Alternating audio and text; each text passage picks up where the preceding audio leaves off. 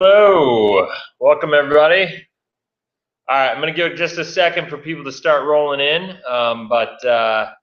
wanted to got a couple people on the line here and want to just give it a second. I'm going to set up. I'm using a new webinar system that I haven't used too many times, so let me know if you think it's working okay. I'm going to go to the chat here, make sure it's working. Boom, boom, boom. All right, so there we go. Interact, you can ask questions, you can type questions in the chat bar. I'm happy to answer anything that we get into. There's gonna be a lot of stuff that I do. I'm gonna do some screen sharing. We're gonna talk, actually there's gonna be a lot of screen sharing. I'm gonna be going over a lot of our philosophies. I'm gonna start off with basically financial structure. And one of the biggest things that I have a challenge with is in the world is that even though people who become certified financial planners are taught how to kind of structure. Hold on, I'm gonna stand up and shut that window because the glare through that.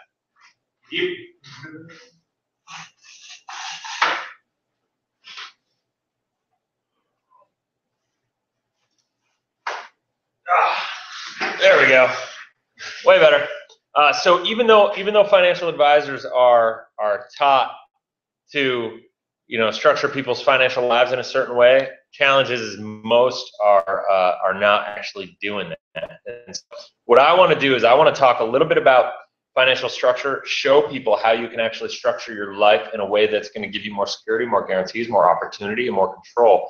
And I don't want to underemphasize the importance of that. And it's really easy to show people on paper how something can look good, right? How maybe investing in mutual funds at an early age is a good idea or whatever. And I'm not saying it's not, but I'm saying before you do that, you have to understand the difference between saving and investing. And that's something that this country and this world, I think, for the most part, has lost. And so if you're here, I do a lot of scopes. I do a lot of periscoping on leadership and life and sales and all that stuff. But this is going to be down nitty gritty about money, about how money works, about what we do at Life 180.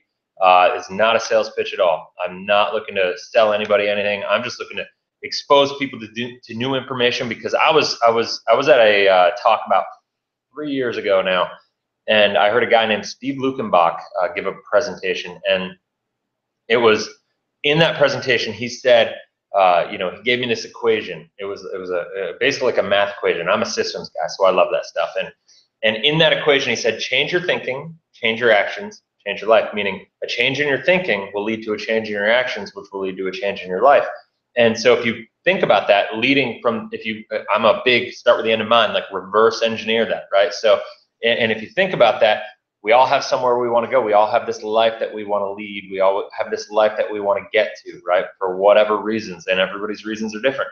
But our lives, wherever we are today, it's a culmination of our actions, right? Every action you've taken in your life has led to the results that you've had in your life, which is your life. And if you think about that, the reason you think, or the reason that you act the way you do, is because of how you think. All of your thoughts lead to how you act. And so I took that the next step, and after a couple of years of thinking about it and really trying to live that, it just kind of hit me one day, and I was like, well, what is it that changes our thinking, right? And to me, it just kind of like logically just clicked with me, and it was a change in information. And that change of information, is what leads to a change in thinking, which leads to a change in action, which can lead to a life that you love, right? If you get there, but you need to know where you want to go, and then you got to start allowing that information that's going to get you where you want to go. So, and then there's a lot to it. It's a matter of surrounding yourself with people. The greatest way to find success is to find somebody who's where you want to be, and then emulate it. Go out, copy it, be a copycat, be original, but take the principles in which those people implement and utilize in their lives to get to where you want to go. So enough of that, because I want to get into the money stuff. And so what I'm going to do is I'm going to share my screen, I think. So let me just go here. I'm going to pop up my screen in just a second. All right, so here's a big thing. Let me see if I can do this. Screen share, bang. entire screen it. And I'm going to share, and then I'm going to minimize. All right, so y'all can see my screen. Let me just minimize what I got going on here. Y'all can see my screen, and this is what you're looking at right now on here is, this is a tool that I use, and you can see a lot of this is about financial education, and doesn't matter what we're talking about. We're talking whatever it is. Every single one of these, it looks like an app, is a module. I got over 100 modules that can help people understand money in a different way. I don't care if we're talking about understanding life insurance or if we're understanding 72T IRA access and distribution. If we're looking at just really difference between accumulation and distribution phase, we're talking debt elimination, buy term and invested difference concepts, college planning, understanding the different types of money, compounding versus speculation, you know, like there's all sorts of stuff. It gets into government information, tax histories, tax rates, all that stuff. Now, I'm going to just warn everybody, if you're typing a question while I'm in this mode, I cannot see it because I minimized. So let me just pop that up so I can see it. Okay, everybody's not there. So, all right, there we go. But if you type a question, I'm not going to be able to see it for now. So what all these things talks about: qualified plans, you know, retirement income, predictability, retirement ready or not, Roth versus traditional IRAs. You know, there's all this different stuff it gets into. And the spending game, that's a lot about debt stuff. We use that for a lot of people's debt stuff.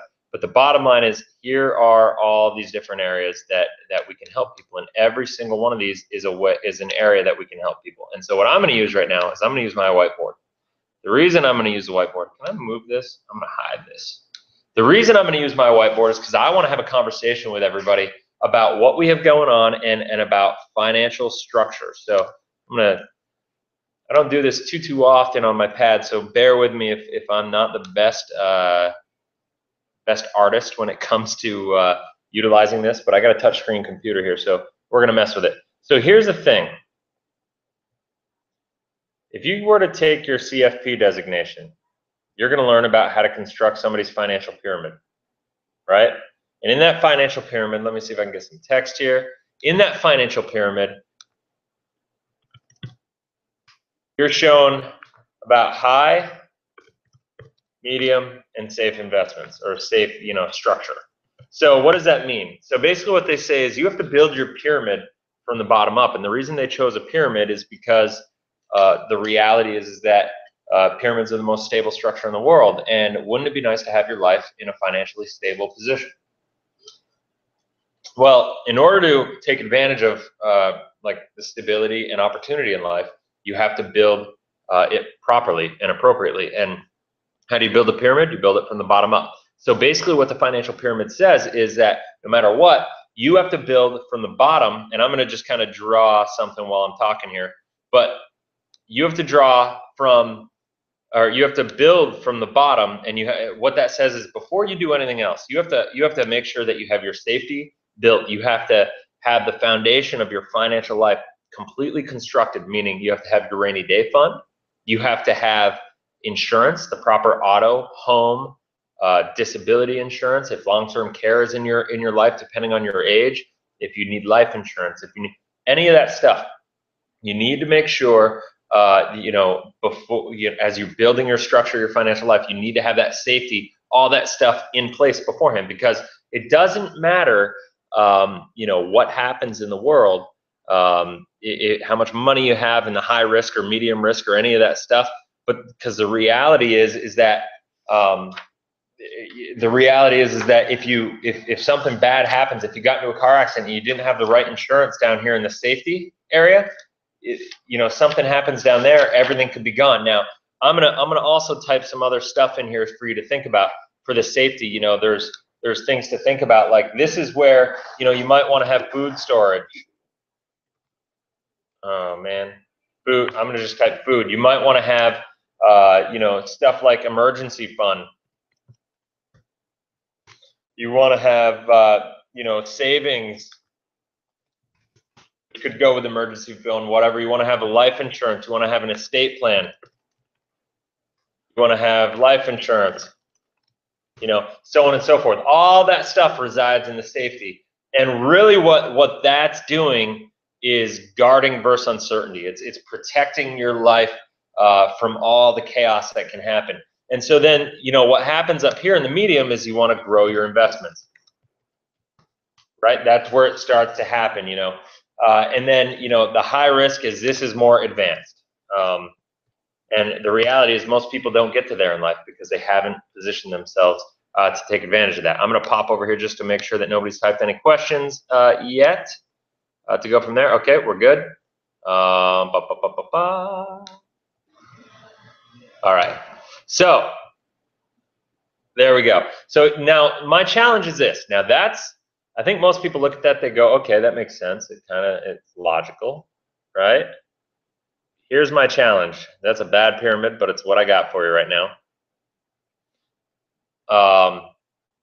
This is America.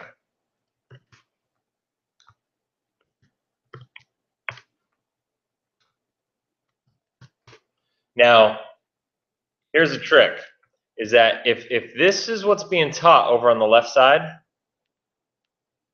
why is America looking like this? Why are most financial advisors over here telling people this? Now, I'm going to throw some stuff at you right now, and it's probably going to blow your mind. And that, here's the reality of the situation. Last year, National Institute for Retirement Income did a survey, and 64% of Americans did not have $2,000. I'm going to just say no 2,000, even though that's terrible English. But they didn't have $2,000 in an account that they had access to, that they had liquidity, use, and control of, that they could touch in case of an emergency within 30 days. Now, what does that mean? That means 36% said that they did. 36% said, okay, yeah, I had that money. But guess what? Out of the 36% that said they did, right, 70% of those got it from their 401k. Now, if you know anything about how that works, in order to tap into your 401k, you need to pay penalty, you need to pay taxes, and it's usually not the best way to go. It's usually not the most efficient thing to do, and people kind of fall back on it as an emergency plan. And so what we're talking about is saying, okay, if that's the case, well, last year the economy was good. People paid $7 billion in penalty just to access their 401k early. That right there, guys, that's a disgusting number. I mean, if you think about it, last year, I listened to this, occasionally on the radio, and I heard a LifeLock commercial, and LifeLock was proclaiming the importance of identity theft simply because, and getting people to pay money, $29.95 a month for identity theft protection, simply because last year Americans lost $5 billion to identity theft. Well, guess what? Last year, the government stole $7 billion of Americans' money just for accessing their own money before they were 59 and a half. To me, that's a disgusting number, and it's terrible. It's just not fair. Now, so here's my challenge. I'm not saying that this high risk stuff, I'm not saying that it's bad. I'm simply saying that this right here, the high risk stuff, while it's not bad, you don't want to build your life on that. And you need to understand the difference. You need to understand the difference between of saving versus investing, right? And most people don't understand the difference between saving and investing, because we're told when we partake in our 401ks, when we buy an IRA, you need to save, quote unquote, for your future. No, that's invest. You need to invest for your future. And guess what? There will come a time when you need to invest for your future. That time, for most Americans, let's say 90% of Americans, because the reality is if 70% get their rainy day fund from their 401k, that's telling me that not 64% that don't have it. It's more like 90% don't have it. 90% don't have it, right? And so, right? So that's a scary, scary, scary number. Now, so what can you do about it? Well, here's the challenge. Here's my philosophy. The market, I'm gonna take off screen share for just a minute, because I want to be able to look at y'all. And here we go. Let me end screen share, stop screen share. Dang. All right, so here's the deal. The market is cyclical.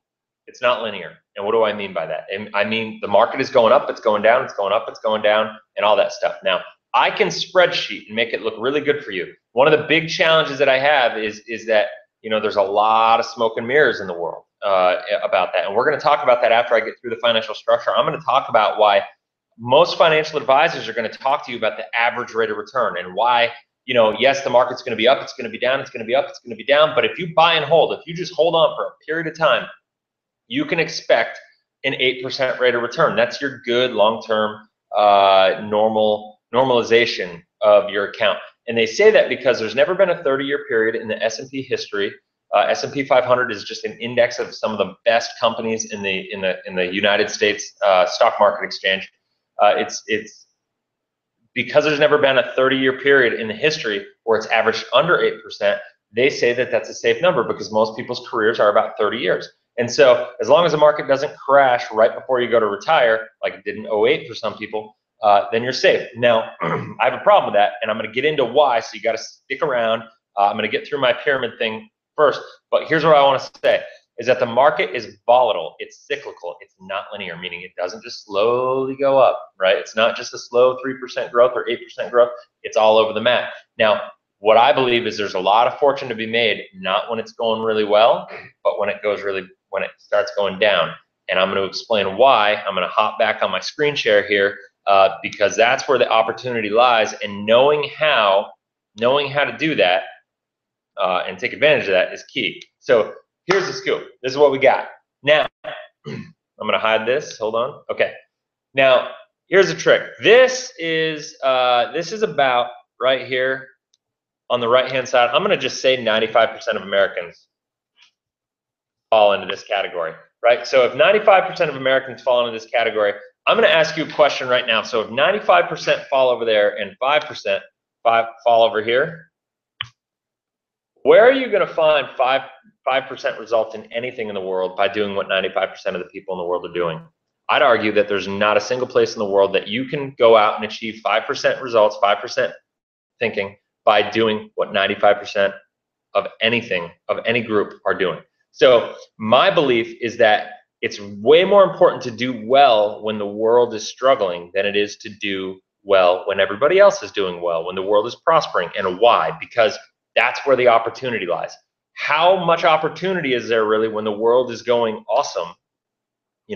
If everybody's able to kind of live and thrive in that awesomeness. Yes, it's nice to pull people up with you. And that's why I'm doing this, because I want to teach people you can't reach everybody. You can't save everybody. That's kind of the sad realization that I've come to, but I can try, right? I can just expose people to this information to get them to put themselves in a position where they can take advantage of it.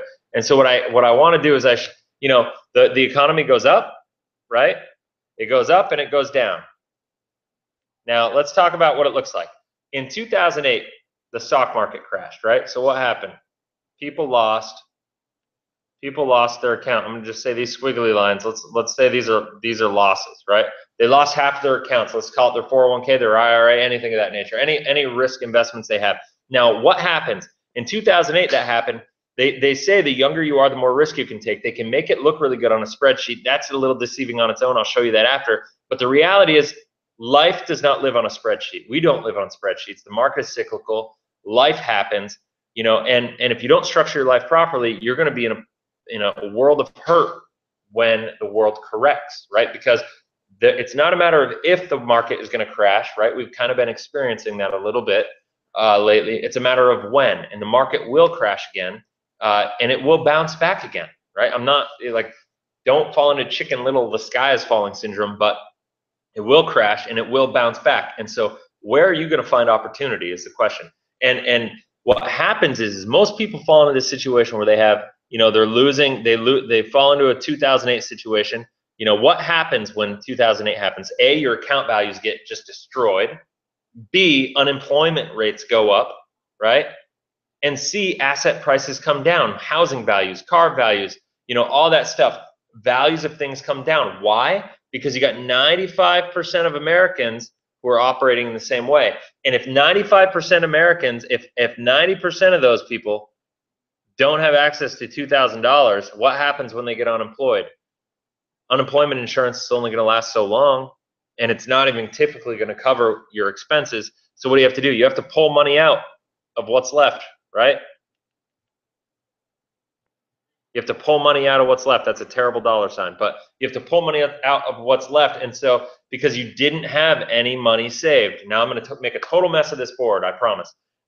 Because you didn't have any money saved, you have to rely on pulling money out of your qualified accounts. Now, what do? You pay penalty, and you're pulling money out of a negatively performing asset, which is the absolute worst thing you could do. The reality is this is why we're in a situation where people's lives fall over, right? And their whole financial pyramid crashes. It can look really good. Guys, I lived through this. My parents were the epitome of this. They both, middle-class family, both had good jobs, both saved, and for 5, 6, 7, 8, 9, 10-year stretches during my life, they've been awesome and they've prospered and great. But when the economy struggled and crashed, that's where they kind of had to hit the reset button. And the pyramid fell over, and they had to restart from scratch. And what do? They start from scratch, all because they built their financial foundation on one point here, right here, of instability, right? It's pretty simple. Now, here's my belief. As opportunity, I'm going to just write op. As opportunity goes down for people over here, it goes up for people on the other side. Now, I'm not going to get into politics. I'm not going to get into all that stuff or media or whatever. But the reality is there's a lot of people talking right now about the growing gap of wealth, how the wealthier are becoming wealthier, how the wealthier are becoming wealthier, and the middle class is getting poorer. And there's a lot of people's opinions on why that is, and I would not disagree with the fact that it's happening. But the reality is that you're looking at the reason right here. Now, the solution, from a government perspective, that's another conversation. And I've heard a lot of good talks, a lot of good takes, and a lot of bad takes. But the reality is that it doesn't matter what everybody else is trying to do. You can take accountability for your own life and put yourself in a position where you're going to have more security, more guarantees, more control, more opportunity. All you have to do is be willing to delay gratification a little bit, and that's a big, big thing. And so as opportunity goes down over here, as this group starts to struggle, this group actually has opportunity. Not only do they have opportunity, they have infinitely more opportunity, because when 95% of any group starts struggling, right, and they start selling off cars, they start selling their houses go into foreclosure because they can't pay the mortgages. Look at what happened in 08, Florida, Vegas, real estate, in Vegas, Arizona, California, Texas, all over the country, houses were getting foreclosed on. I lived in Arizona during this period of time. My house went from worth $360,000 to $90,000 in a 6-month period. So I've lived it. I know it. It can happen. It will happen again. Because guess what? The only way we got out of that problem, that correction in the first place, was because we inflated our currency and we printed money. So it's going to happen again. What can you do to avoid it? And so all I have to say is, well, there are some things you can do. First and foremost, what we stand for at Life 180 really is we try to be a tunnel of information. I don't know how to write with my fingers like this, but I'm going to just write L180 for Life 180. We are this tunnel of information. That's what we seek to be, to get people out of the rat race, get people out of the con, which is current mindset of U.S. finance, and get them out of that mindset and get them over into living their life in a way that they can be accountable. And that, I'm a big believer that you should never invest in anything you don't understand. And the reality is, how much do you understand about mutual funds? How much do you understand about stocks? How much do you understand about all these different things? And I'm a big believer that most people have an entrepreneurial spirit deep inside them, or most people have an ability to create more with their own money if they just get actively engaged with it. And so what we do is we coach people to that. And we play that coach, and we help kind of push them, guide them, support them, encourage them, all that stuff. And what we do here is, for the safety, right, I have a completely different philosophy. I'm trying to think of how I can erase what I have going on. Can I erase this? Sorry. I'm going to see if I can erase it. Yep. Okay, here we go. So I'm going to erase a couple things here real quick, just so I can have some space to write. So I'm a big believer that, there is opportunity for everybody, but there's some basics I don't sell property and casualty. I don't sell home insurance. I don't do any of that stuff. But we do have great relationships with some people. So what I do is I refer my clients to people. I have a great relationship with an attorney who does wills, trust, business stuff. So I refer people to them. I'm a big networker. I believe in having people work with people who are exceptional at what they do. And so I just try to partner with people who are exceptional at what they do. And what I want to say, oh, let me see here. Oh, good Lord. Is it going to allow me to write now? Okay, I'm just going to, I don't know what I'm doing anymore. So here's the deal. I'm going to just write up here. Hopefully it works. 2 years income. That's terrible. Color's terrible. Concept's awesome. So here's the scoop. You think I would know how to use this erase tool by now, but I just don't know how to do it. So here's the scoop. I'm going to just reset all this. Or no, I'm not. Okay, here's the scoop. 2 years of income in the safety net. And now most people are going to say six months worth of bills you should have in a safety category. Now, I think that's short-sighted. The reason I say that 2 months worth of bills is short-sighted is simply because, I just believe that 2 years of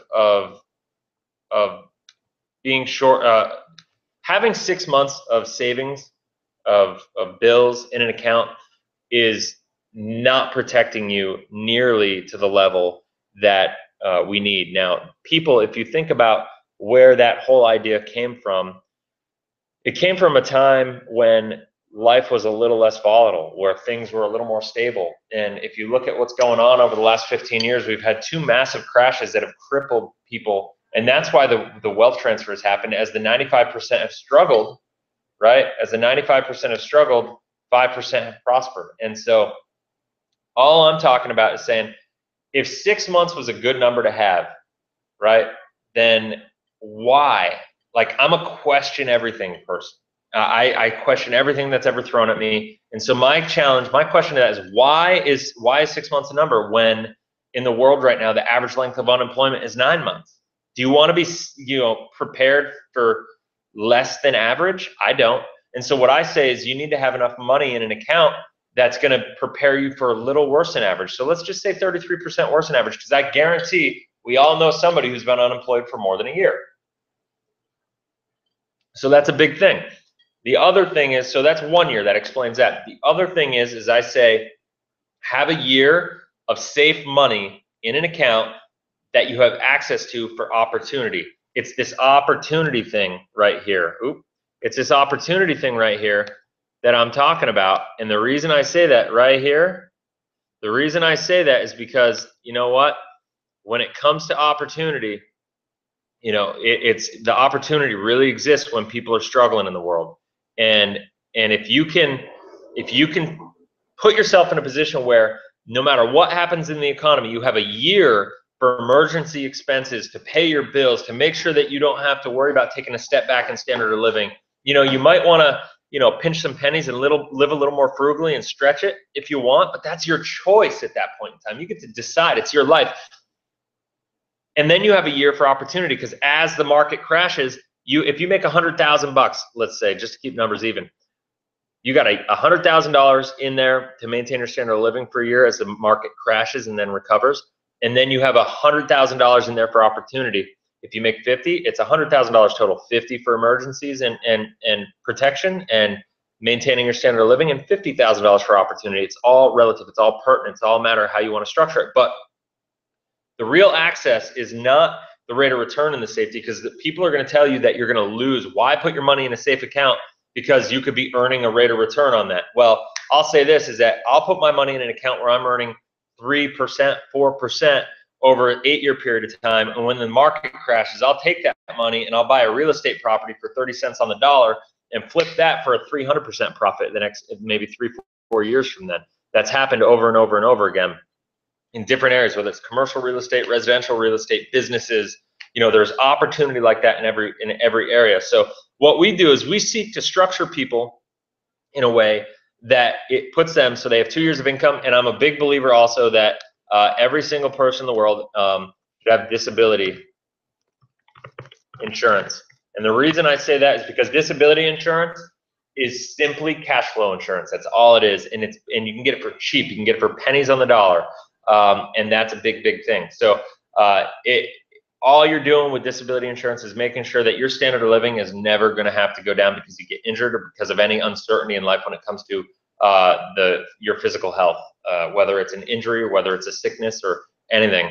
If you can't perform your job, that's there to protect you. And there's a lot of stuff I could do there. I could show you that would make you realize, like, hey, that's it. So this right here is the key to everything. I'm going to want to put myself over here.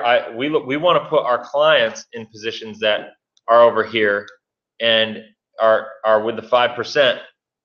And the reality is that that's where the opportunity lies. Sit, safeguard your money, protect your money, let it grow slowly as long as it's beating inflation. And then when opportunity presents, pounce on it. The reason people struggle in this paradigm is because you don't have control. Even if you know, like, how many of you know where your mutual funds are? How many of you understand what your money's invested in? And if you don't, how upset can you really get when the market crashes and you lose half your value of your accounts if you haven't been actively interested in it? The challenge since 1981, when 401ks were introduced and when IRAs really started coming out, the challenge since then is that people now, their mindset is like, okay, it comes direct withdrawal out of their paycheck, and they have a person who manages it for them. So I talk to people every day that say, well, I'm like, well, what are you doing for retirement? Like, where's your money invested? I don't know. I have a person that does that for me. Well, this is the most important thing in your life financially, is to understand where your money's going, how you can leverage it, how it's really impacting your ability to create wealth and maybe be able to retire one day. Don't you want to have something, at least some understanding of where that's going? Anyway, that's that. Now, I did say I wanted to talk about average rate of return. I wanted to have a conversation about average rate of return and why it's a hoax and why it has nothing to do with your ability to accumulate wealth. Now, I did write a blog. If you go to life180.com, you should read the blog, Who Wants to Be Average? And that is a big, that'll get into a lot more detail than I'm going to get into right here. But for this conversation, what I want to say is this, is that let's take two situations. You got somebody, $1,000, right? You got $1,000 in your account, right? And what happens then is that account goes down in value. Let's say it goes down 50%, right? And so now what do we have? We have, if the account goes down 50%, right? What does that look like? How much money do you have left? Well, if it goes down 50%, now you have $500, right? If you have $500, let's just call this year one. So $500 is your account value at the end of year one. Now, here's the good news, right? You're not feeling too good. Well, that's not the good news. The good news is, even though you're not feeling too good after year one, year two is coming, right? And just like when the stock market crashes, it always bounces. This is an extreme example, but the principle remains, and I challenge anybody to check the math, because it is sound, I promise. Now you start year two off at $500, but guess what? Good news awaits. You got 100% return in the market that year. It bounces back. Even though you lost 50% the year before, it goes back up 100%. So now, how much money do you have? Well, if you had $500 and it went up 100%, that means you made another $500. So you are back to the $1,000 that you started with. The question here is what is your average rate of return? Now, here's what I'll tell you. Most people are looking at that and they go, well, I started with 1,000, right? I ended with 1,000. So therefore, my average rate of return, let me see here, average rate, 0. Not happy face, but 0. So most people think the average rate of return is 0. And in actuality, that's not the case. That is inaccurate. The average rate is not 0.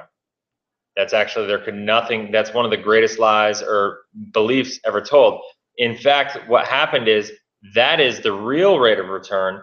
Most financial advisors don't sell the real rate of return. Most mutual fund prospectuses don't sell the real rate of return, or the real rate of return. They sell the average rate of return. And the average rate of return in this situation is, you have a plus 100% year, right? And then you have minus 50% equals 50%, right? Equals 50%, right? So, and then you take that 50% and you divide it by 2 years, and that equals 25%. So your average rate of return in this situation, right here, is 25%. Now, here's my challenge with this, is that it's legal for financial advisors to go around. This could be me, year 1, year 2. I could go up to you at the end of year 2 and say, you know what, Mr. and Mrs. Prospect, or whoever I'm talking and trying to help out with, you know what, I know the market's been up, it's been down, it's been all around, it's been a struggle, the economy's been all over the map, but you know what, over the last 2 years, I've averaged my clients a 25% rate of return. And to the unknowing victim, that's going to be the case, even though his real rate of return is 0 for his clients. And so in this situation, if you compare, do you care about what the average is, or do you care what the real rate of return? Do you care about how much money you have in your account? What do you care about? You care about, obviously, how much money you have in your account. Now, here's what I'll say, is that this right here is one of the greatest myths, and people believe it to be true. Everybody touts, every financial advisor in the industry, pretty much, most I should say, not every, because I'm there, tout that 8.36% average rate of return the S&P 500 has had since 1925. They tout the fact that there's never been a 30-year period that market has not averaged 8%. That's all true. They're not lying to you. The reality is, what I found is most financial advisors don't know what they don't know themselves, because they're just trained by their companies. Most people just don't ask why, or they don't ask the right questions. The most successful people in the world, including you as an investor, are the people who are going to be the ones asking the best questions. And that's one of the reasons I started Life 180. And that is that, yes, the market has averaged 8.36% since 1925. But the reality is that the real rate of return is not 8.36%. It's more in the 6% range. And what I believe is leading to a huge problem in this world, and a huge challenge of just people's money in general. Oh, did I stop the broadcast? No, I didn't. What I believe is happening to a huge problem in general. Oh, let me do this. Boom, boom, boom. Yeah, that should work. Did I not do a screen share? Was I not screen sharing that? Hopefully I was. Man, hopefully that worked. But for some reason, it was not showing a screen share. Nobody wrote anything to the contrary, so hopefully it was working. So my challenge is that most people just have false expectations. And here's what I have to say. If I went to you in 1925 and said, hey, guess what? I just got back from the future. I just got back from 2015, and I know that the stock market is going to average 8.36%. I just know it's going to happen. I got back from there. I saw the statistics. I saw the numbers. If you give me $1,000 today, I promise you, if you just let that money ride, the ups, the downs, all around, whatever, you're going to have $1.25 million out of that $1,000 in 2015. That's what it's going to be worth. $1,268,000. It's going to be awesome. I'm going to make you wealthy. I'm going to make your family wealthy. You're going to make such a difference. Blah blah blah blah blah. But the bottom line is that $1,000. They don't think about purchasing power, what it's going to be worth, all that stuff, and they don't think I wasn't lying to you based on the 8.36% rate of return. But the reality is at 8.36%, you'd have $1.25 million, just over $1.25 million. The challenge is at the real rate of return, when you take all the ups, all the downs into consideration, you don't have $1.25 million. You have 6%, of rate of return, not 8.36. And what does 6% get you? It doesn't get you just a little less. 6% compounded over that period of time, rather than $1.25 million, you have $264,000. Now, it gets worse, because when you get those, it doesn't take into account fees and costs and all that stuff along with the investments. So let's just talk about a 1.5% managed money fee at this point in time, because a lot of people are talking about managed money, and that's been pitched, and the financial industry has done such an awesome job at pitching people how important it is to have somebody who does fee-based management, somebody who doesn't get paid commission because they don't want to churn your book or anything like that. And in my estimation, there's never been a greater marketing scheme to get people to basically pay financial advisors residual income for managing your money and having you take all the risk while they take none of it, and they still get paid regardless of what the market does. Yes, it's a percentage of your performance, and they try to convince you that it's in their best interest too, but they're not taking any of the risk. If you lose, yeah, they get paid a little less, but they're not losing money. And there's a huge differentiation to understand between that.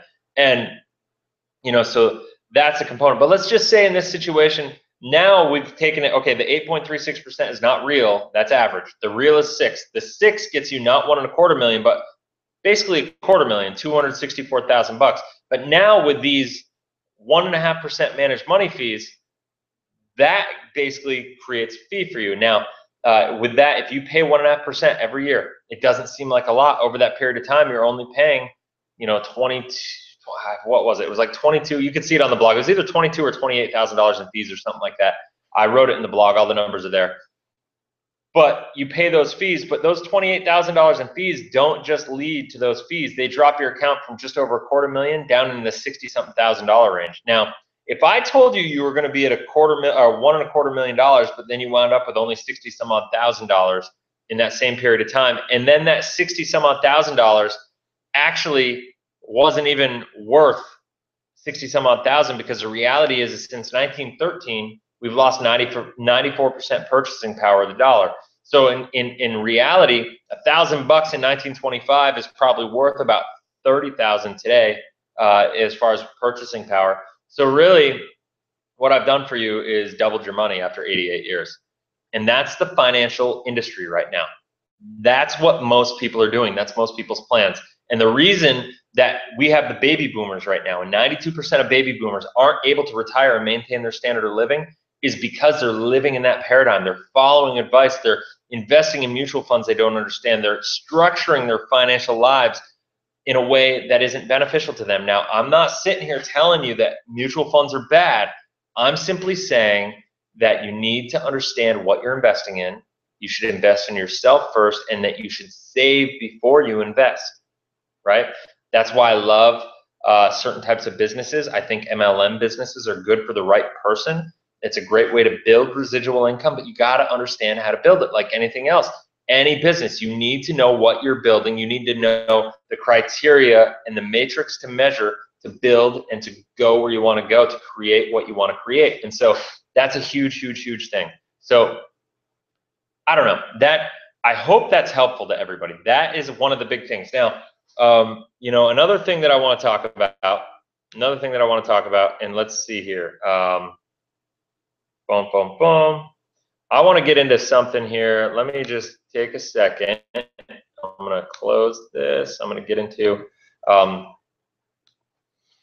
want to show everybody something, a way in which we utilize a thing called bank on yourself, or not bank on yourself, but the infinite banking concept. And if you go to banking180.com, you've probably been there, you registered there, so if you've been to banking180.com, you've probably watched a video and you've got a sense of it. But the reality is this, is that I focus on helping people get where they want to get, not by saving more and taking more risk, but by operating more efficiently in their financial life to get where they want to go. Now, here's what I want to do. Let me see here. I can share this. I can share. All right. So here's what I want to do. I want to show everybody that I want to show people the true cost of paying cash, because let's just say I talk a lot about money personalities, and the two most common are savers and spenders, right? People who either save and believe cash is king, or people who just believe in getting loans. They maybe don't believe in getting loans, they just don't have much self-discipline around it, or they just aren't educated about the penalties of that. So for the sake of argument, let's just assume savers are the most effective normal mindset when it comes to money. Now, what this shows is, this is a graph showing a strategy that we use using what we call the infinite banking concept with our clients. And what this does is, you can see here, the red is somebody who pays cash, right? And this is somebody who saves up. Let's just use a car. Over a 30-year period, let's just say it's somebody who buys a $25,000 car, 5 years. Every 5 years you buy a car, and you're spending $5,000 per year or you have to save that to get the car. So cash flow, the whole point to that is if you're going to buy a car every 5 years, you're either going to have a car payment during that period of time, or you're going to have a savings plan that you're going to need to contribute to. Otherwise, at the next time you want to buy a car, you're not going to be paying cash for it. You're going to be financing it, which is what you're trying to avoid in the first place. So what this is showing is the red line is somebody who pays cash, and the green line is somebody who uses the infinite banking concept. Now, the cool part here is that from a cash flow perspective, this is what it shows for people. I can show somebody that utilizing a strategy without taking any risk, just by the way they buy their next 5 cars, right? All it's saying is that during the first 5 years, rather than going and financing it, you're going to have to delay gratification. You're going to have to act like a saver. You're going to have to capitalize your account. And rather than go buy it cash and resetting compounding, because compounding interest is the 8th wonder of the world, it's the secret to accumulating cash. So rather than doing that, you put yourself in the position of the bank and you collateralize your account value. You take a loan against yourself and you pay yourself back the interest. You pay it back to your own account, never interrupting the compounding while it's in there. And so now, instead of having $27,000 go down to, and this is all based on 4% interest rate, which we can do on a guaranteed basis. Based on that, instead of your account going down to $5,000 and then back up to $27,000 the next time, by the time you hit the next cycle where you want to buy a car, you got $60,000. And by the time you get to the end of the third cycle, instead of $27,000 or a new car, you have $100,000. And you can see by the time you hit retirement, you either have enough money for a car if you pay cash, or you have your car and you got to drive a beater during retirement, right? In this situation, you have $280,000. That $280,000, it's showing you how you can have literally a long-term difference just in the efficiency in the way you spend your money. If you can delay gratification for 5 years at the beginning and implement and invest in a strategy, it's going to show you how to have an extra $263,000. $263,000 extra. Now, the average American, here's the deal. The average American, literally, the average American only has about $150,000 saved at retirement. And that's being conservative. So, all I can say is that, it's operating efficiently is infinitely more important to chasing risk, right? And putting your money in the markets and taking that risk. And so all we do is help people operate efficiently, really think about things, take risk off the table, but structure your life in a way that's going to help you have more liquidity, more use, more guarantees, more control, and it's going to give you the ability to structure your financial life so on a guaranteed basis you can accomplish what you want to accomplish.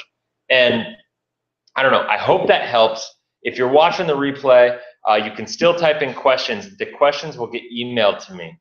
And when they get emailed to me, I'll be able to help you out. But what I really encourage everybody to do is just go to our website, life180.com, go to banking180.com, go to collegeplanning180.com. But for this situation, for what we've been talking about, we're talking about the banking180.com stuff.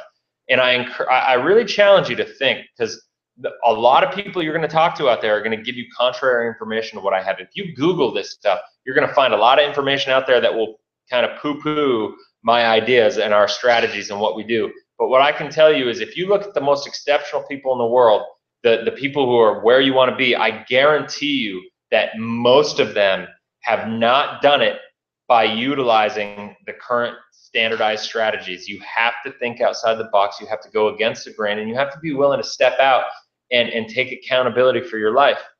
And that's a big thing. So anyway, I hope that was helpful. This is a completely new mode, a completely new model for me to try to do these webinars for everybody. I really hope it connects with people. But please, if you have any questions, type them in the chat box. And you can raise your hand, you can ask a question, you can do all that stuff, and that's it. So if you need any help, email me, chris@life180.com. I'm happy to help with anything I can do, and we'll go from there. But until next time, guys, live efficiently, live abundantly, live Life 180. I will talk to you all soon. Take care.